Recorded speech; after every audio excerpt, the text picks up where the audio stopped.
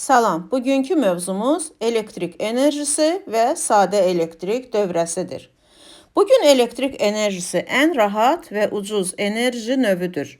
Müasir dövrdə həm məişətdə, həm sənayedə, həm də xalq təsərrüfatında elektrik enerjisindən istifadə edilir. Müasir sənaye və məişət maşınlarının işləməsi üçün elektrik enerjisi mənbəyi lazımdır. Generator, galvanik elementlər batareyası, akkumulyator elektrik enerjisi mənbəyidir. Yüklənmiş hissəciklər, yəni elektronların istiqamətli hərəkəti, elektrik cərəyanı, elektrik enerjisinin mənbəyi isə cərəyan mənbəyi adlanır. İstifadə etdiyimiz elektrik enerjisinin əksər hissəsi elektrik stansiyalarında, xüsusi elektrik generatorları ilə istehsal edilir.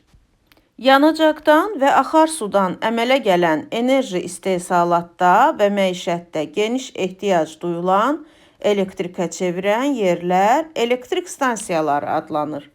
Azərbaycanda Mingəçevir su elektrik stansiyası, Şirvan istilik elektrik stansiyası və sair stansiyalar mövcuddur. En geniş istifadə olunan enerji mənbəyi su elektrik stansiyalarıdır. Hündür bəndlər çayın üzərində qurulur. Su yüksəkdən düşərkən turbini fırladır, hansı ki generatora qoşulub.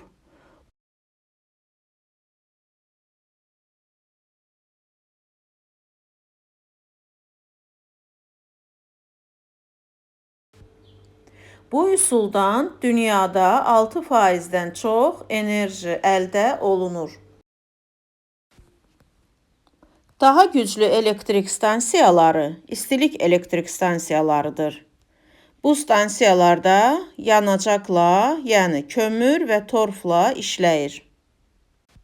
Bu stansiyalarda yandırma zamanı bir və ya bir neçə generatorun pərini fırlada bilən isti buxar axını yaranır ki, o da müxtəlif cihaz və qurğular vasitəsilə elektrik enerjisinə çevrilir.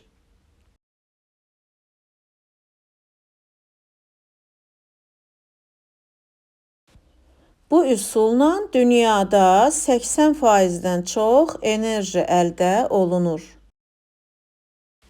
Son vaxtlar elektrik enerjisinin istehsalı üçün atom enerjisini elektrikə çevirən stansiyalar quraşdırılır. Belə stansiyalara atom elektrik stansiyaları deyilir.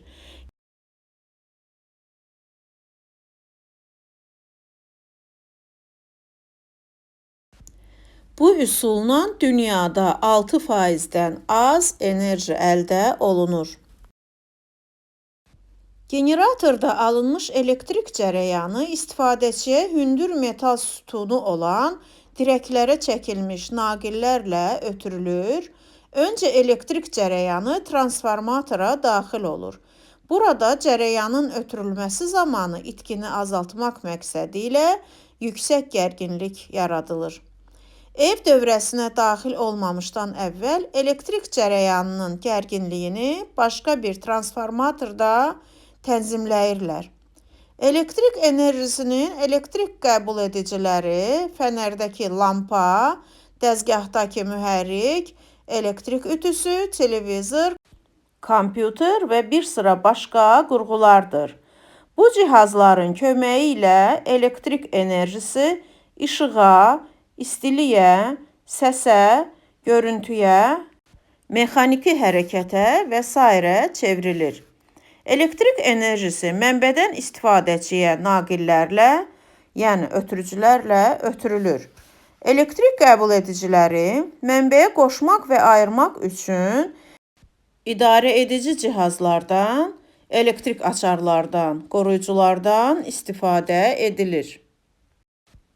Elektrik enerjisinin mənbələri, elektrik qəbul ediciləri və idarə etmə cihazları bir-biri ilə elektrik naqilləri ilə, yəni ötürücülərlə birləşib elektrik dövrəsini təşkil edir. Elektrik dövrəsinə daxil olan bütün qurğular onun elementləridir. Elektrik cərəyanı naqillərlə mənbədən elektrik qəbul edicisinə yalnız dövrə qapalı olduqda daxil ola bilər. Qapalı elektrik dövrəsində naqillər dövrənin elementlərinə etibarlı, bərkidilməli və zədəsiz olmalıdır. Sadə elektrik dövrəsi cərəyan mənbəyi, közərmə lampası, açar və naqillərdən ibarətdir. Elektrik dövrəsinin elementlərini şərti işarələr şəklində təsvir etmək daha asan və rahatdır.